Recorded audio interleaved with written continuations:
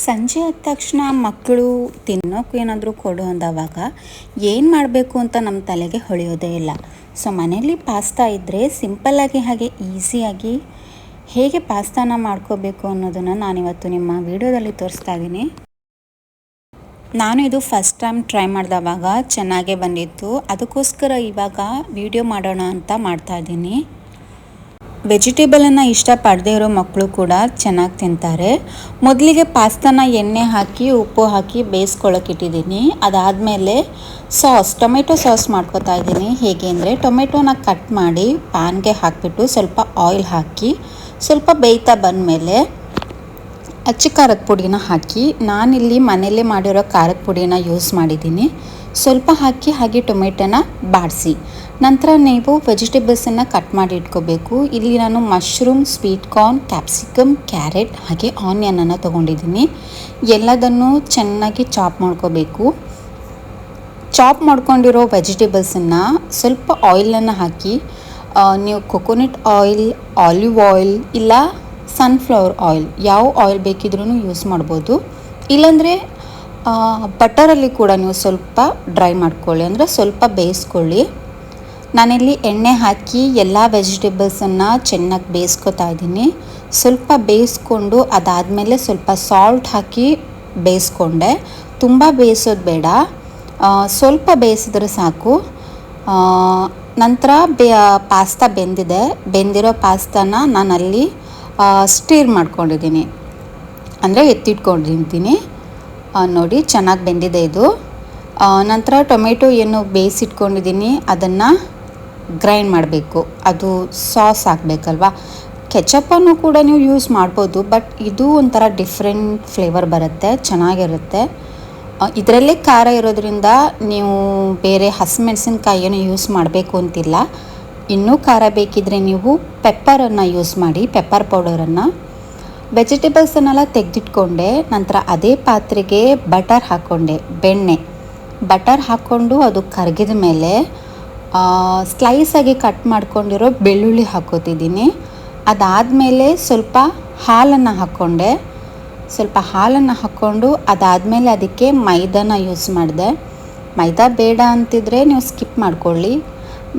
ಖಾಲಿ ನೀವು ಮಿಲ್ಕ್ ಹಾಕಿ ಚೀಸ್ ಹಾಕ್ಕೊಳ್ಳಿ. ನಾನಿಲ್ಲಿ ಸ್ವಲ್ಪ ಮೈದಾ, ನೀವು ಸ್ವಲ್ಪ ಹಾಲಿಗೆ ಮೈದಾ ಹಾಕಿ ಮಿಕ್ಸ್ ಮಾಡಿ ಹಾಗೂ ಹಾಕ್ಕೋಬೋದು, ಇಲ್ಲಾಂದರೆ ಡೈರೆಕ್ಟ್ ಕೂಡ ಹಾಕ್ಕೋಬೋದು. ಆದರೆ ಬೇಗ ನೀವು ಮಿಕ್ಸ್ ಮಾಡಬೇಕು. ಮಿಕ್ಸ್ ಮಾಡಿ ಆದಮೇಲೆ ನಾನು ಇಲ್ಲಿ ಸ್ಲೈಸ್ ಚೀಸ್ ಹಾಕ್ಕೊಂಡಿದ್ದೀನಿ. ಸ್ಲೈಸ್ ಚೀಸ್ ಇಲ್ಲ ಅಂದರೆ ನಿಮಗೆ ನಾರ್ಮಲ್ ಚೀಸ್ ಬರುತ್ತಲ್ವ, ಅದನ್ನು ಹಾಕ್ಕೋಬೋದು. ಯಾವ ಕ್ಯೂಬ್ ಆಗಿರ್ಬೋದು ಇಲ್ಲ ಮೊಸರೆಲ್ಲ ಇದು ಬರುತ್ತಲ್ಲ ಅದನ್ನು ಹಾಕ್ಕೋಬೋದು. ನಾನಿಲ್ಲಿ ಇಡೀ ಸ್ಲೈಸ್ ಹಾಕಿಲ್ಲ, ಸ್ವಲ್ಪ ಹಾಫ್ ಸ್ಲೈಸ್ ಹಾಕಿದ್ದೀನಿ. ಯಾಕೆಂದರೆ ನಾನು ನೆಕ್ಸ್ಟ್ ಮೊಸರೆಲ್ಲ ಚೀಸನ್ನು ಯೂಸ್ ಮಾಡ್ತಿರೋದ್ರಿಂದ ಜಾಸ್ತಿ ಚೀಸಿ ಬೇಡ ಅಂತ ಅರ್ಧ ಹಾಕಿದ್ದೀನಿ. ಅದು ಹಾಕಿ ಕ್ರೀಮಿ ಟೆಕ್ಸ್ಚರ್ ಆದಮೇಲೆ ಬೇಯಿಸಿಟ್ಕೊಂಡಿರೋ ಪಾಸ್ತಾನ ಇದಕ್ಕೆ ಹಾಕಿ ಮಿಕ್ಸ್ ಮಾಡಬೇಕು. ನಿಮಗೆ ನಾರ್ಮಲ್ಲಾಗಿ ಅಂದರೆ ಖಾಲಿ ವೈಟ್ ಸಾಸ್ ಬೇಕೆಂದರೆ, ವೈಟ್ ಸಾಸ್ ಪಾಸ್ತಾ ಬೇಕಿದ್ದರೆ ಇಷ್ಟಕ್ಕೆ ನೀವು ಸ್ಟಾಪ್ ಮಾಡಿ. ಇದಕ್ಕೆ ವೆಜಿಟೇಬಲ್ಸನ್ನು ಹಾಕಿ ಸಾಲ್ಟ್ ನೋಡಿಕೊಂಡು ಸ್ಟಾಪ್ ಮಾಡಿ. ಇದು ನಮ್ಮ ಹೆಲ್ಪರ್. ಅದೇ ವೈಟ್ ಸಾಸ್ ಬೇಕಿದ್ದರೆ ಅಷ್ಟಕ್ಕೆ ಸ್ಟಾಪ್ ಮಾಡಿ. ನಾನು ಕಂಟಿನ್ಯೂ ಮಾಡ್ತಾಯಿದ್ದೀನಿ, ಅಂದರೆ ನಾನು ಮಿಕ್ಸ್ ಮಾಡ್ತಾಯಿದ್ದೀನಿ. ವೈಟ್ ಮತ್ತು ಟೊಮೆಟೊ ಸಾಸ್ ಎರಡನ್ನೂ ಮಿಕ್ಸ್ ಮಾಡ್ತಾಯಿದ್ದೀನಿ.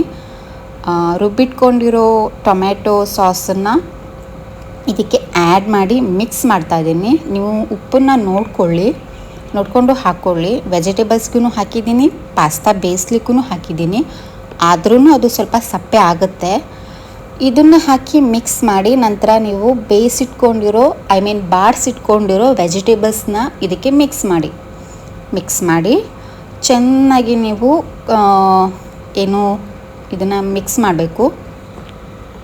ಮಾಡ್ತಾ ಅದು ಹಾಗೆ ಬಿಡಬಾರ್ದು, ಯಾಕೆಂದರೆ ಅಲ್ಲೇ ಗಟ್ಟಿಯಾಗಿಬಿಡುತ್ತೆ. ಚೆನ್ನಾಗಿ ಮಿಕ್ಸ್ ಮಾಡಬೇಕು. ಎಲ್ಲನೂ ಈಕ್ವಲಾಗಿ ಮಿಕ್ಸ್ ಆಗ್ತಾ ಅದು ಟೇಸ್ಟ್ ಚೆನ್ನಾಗಿ ಕೊಡುತ್ತೆ.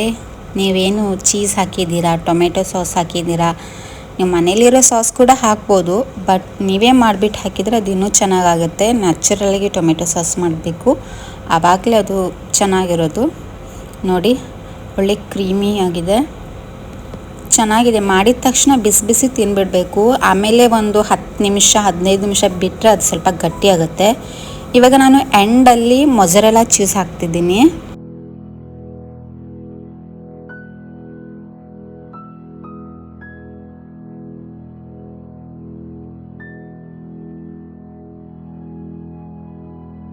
ಸಾಲ್ಟ್ ನೋಡ್ಕೊಳ್ಳಿ, ನನಗೆ ಸ್ವಲ್ಪ ಸಪ್ಪೆ ಅನಿಸ್ತು, ಸೊ ನಾನು ಸ್ವಲ್ಪ ಸಾಲ್ಟನ್ನು ಆ್ಯಡ್ ಮಾಡಿ ಲಾಸ್ಟಿಗೆ ಮೇಲ್ಗಡೆ ಸ್ವಲ್ಪ ಚೀಸನ್ನು ಉದುರಿಸ್ಬಿಟ್ಟು ಸ್ವಲ್ಪ ಹೊತ್ತು ಮುಚ್ಚಿಟ್ಬಿಡ್ತೀನಿ. ಅದು ಆ ಚೀಸೆಲ್ಲ ಸ್ವಲ್ಪ ಅಲ್ಲಿ ಮೆಲ್ಟ್ ಆಗಬೇಕಲ್ವ, ಸೊ ಚೀಸನ್ನೆಲ್ಲ ಸ್ಪ್ರೆಡ್ ಮಾಡಿಬಿಟ್ಟು ಒಂದು 3 to 4 ಮಿನಿಟ್ಸ್, ಮ್ಯಾಕ್ಸಿಮಮ್ 5 ಮಿನಿಟ್ಸ್ ಅಷ್ಟೇ ಲೋ ಫ್ಲೇಮಲ್ಲಿ ಇಡಬೇಕು. ಇಟ್ಟು ಸ್ವಲ್ಪ ಹೊತ್ತು ಮುಚ್ಚಿಡಬೇಕು. ನೋಡಿ, ಆಫ್ಟರ್ 5 ಮಿನಿಟ್ಸ್ ಈ ರೀತಿ ಆಗುತ್ತೆ.